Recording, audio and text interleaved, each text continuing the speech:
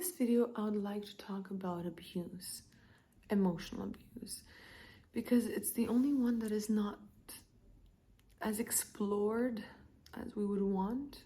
And if it is, until we get to find a therapist or to actually understand that we have been abused emotionally, it may have taken us some time through our healing to actually understand it, because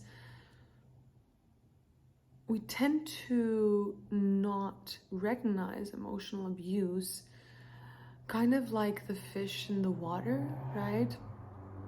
It's like the fish asking, the little fish that's born into the water, right? And it asks its mother or father, Mom, Dad, what is water? And they say, this is water. And it looks around and says, where? That's kind of like fear and abuse function. Like when we're in it, we're not able to see it. And in order to actually be able to see it, we need to be able to more or less start the feeling journey, which is the healing journey.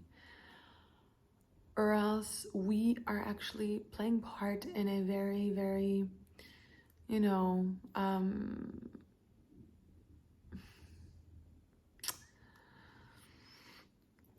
unfortunate scenario. And it's unfortunate because within, these dynamics, there's no one that is wanting to be playing out these roles, because they are roles that we have adopted and we're just playing them out, and they're on default mode. They're an automatic repeat, And so it's unfortunate because had we known we would choose better, we would be able to. Had we had the tools, we would use them. And for me personally, I realized that there was a moment that made this, actually there was this moment that I heard this from a coach that actually shocked me. And he said this, he says, if you're not feeling fear at least once a week, you're not really living. And that hit me, that shocked me, because back then I had that label, I had that belief that I'm fearless. And I'm not talking about, to just, purposefully, on purpose, feel fear just so that we can actually prove something. No. But I realized within my healing journey, healing layers upon layers, that, only after the fact that I started feeling to heal, I realized in the past I was numb out. So I was not really present and living.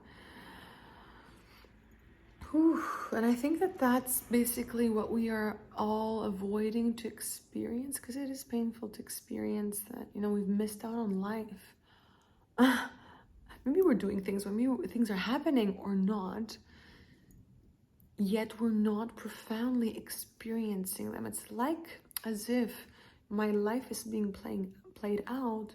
However, I'm looking at life through a camera. I'm not really there. That's what it feels like when we're desensitized to and disconnected from our bodies, and we're not feeling, and we're in trauma, and we're not aware of it.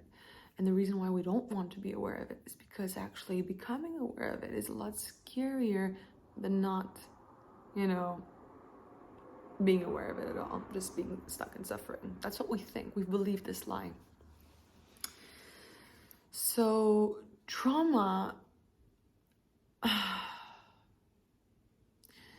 is exactly that. And I believe that, it's not only about having enough, healers or practitioners or therapists out there that are really empathic and compassionate human beings. It's not only about a method that, somebody could have or use, but it's also that they themselves have been, they're very connected to who they are. They're actually present within their bodies. they feel safer and safer within themselves. And because the reason most of us become therapists is because we've suffered a lot of wounding and even narcissistic abuse, which makes us, if not narcissist, kind of narcissist. I'm sorry if somebody takes this personally, I'm actually not sorry, but I put myself in there as well. I don't exclude me. I really had to work on my ego and go through ego deaths, and I still have a lot of ego. I have not reached that place of enlightenment. There are moments that I reach that bliss state, that nirvana state, that state of, oneness, but those are states, right? And then, yeah, within my sessions with my clients, I am, because I don't know, I guess this is my mission on earth. The moments within that state of being, there is no time for me, right? And in that moment, I am in the present moment. So, and then again, this is what I'm trying to say is this, that even if we do find that therapist that is for us, right? Because it's a match. It's a match made from both sides. It's never one-sided. We need to see if it works, right? Both ways. One thing is not for everyone, right? That's what I believe. So even the method I remind people is not for everyone. Even if I love it and I adore it and I find it so much fun for me, it might not work for somebody else, and that's fine. And it works wonders for others, and that's fine too. Now, I don't believe it's only to find the technique that is for us and the therapist or coach or mentor or healer or, alchemist, I don't know, that is for us. But it's also in the when we need what, right? So all these dynamics are so important, and I believe that the way I would help myself if I was in a place that I didn't know if I had healed my trauma or if I had any trauma, it would be to actually call in more and more of my emotions and feelings, and to see, how I self-soothe, and we're allowed to feel, because we are all just afraid and threatened by one thing: to feel. Even the rejection, it's the fear of rejection. We are afraid of the feeling of rejection, right? We say we were afraid of rejection, but rejection on its own is just an emotion, right? It's a feeling.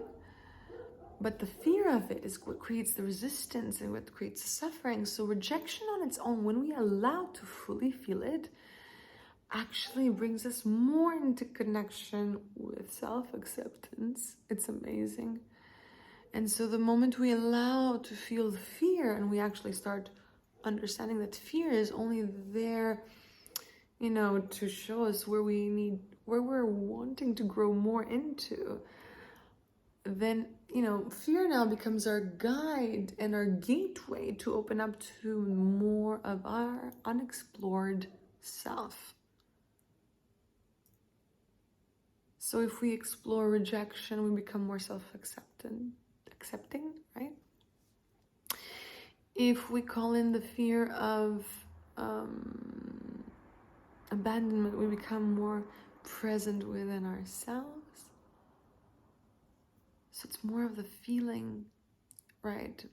So the resistance, the fear is expressed like a resistance. So what I would do to help myself and to actually healing, or actually revealing the trauma that I may have not yet seen within my family dynamics, that I may have now with my significant other, my children, or my friends, or the people I work with, would be to actually, if I want to actually reveal more of it, I would want to allow to feel more and more. So whatever it is that we are doing right now as a technique, or we're working with a therapist, is it bringing us more closer and closer to feeling and connecting with our body?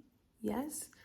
then we can actually, if we are there, we can actually call in and ask for more, for what is hidden to be revealed. And our subconscious actually reveals it to us. So if we actually just ask for whatever it is that I'm afraid of, can you please come up and show up? I want to explore you. It will come up so it can be seen and loved and felt and healed and integrated with yourself. So, yeah. So my name is Mairo. I'm the founder of Awakening Games. I'm creating amazing courses at the moment that I'm in love with, and I'll be posting them in the description box underneath. So please stay, I don't know how to call it anyway.